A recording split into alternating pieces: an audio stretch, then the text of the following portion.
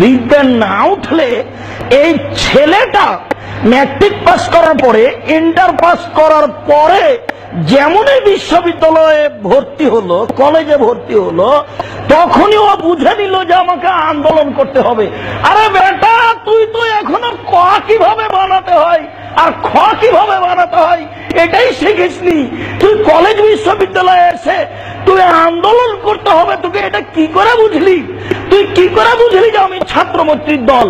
তুই কি করে বুঝলি যে আমি অমুক সংগঠনের নেতা? তুই কি করে বুঝলি যে আমি নেতৃত্ব দিব?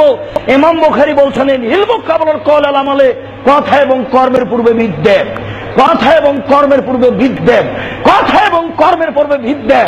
যে কোনো ছাত্র আন্দোলন হারাম, যে কোনো ছাত্র আন্দোলন হারাম। ছাত্র আন্দোলন পশু করে, মানুষ করে না।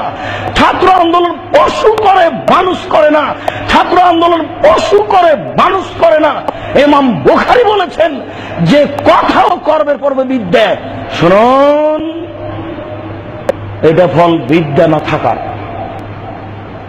অসম্ভব, এটা হতে পারে না। বিদ্যা আগে হবে, তারপর নেতৃত্ব কিভাবে করতে হবে সেটা পরে। বিদ্যাই তাকে বলে দিবে যে কোনটা করা যাবে আর কোনটা করা যাবে না।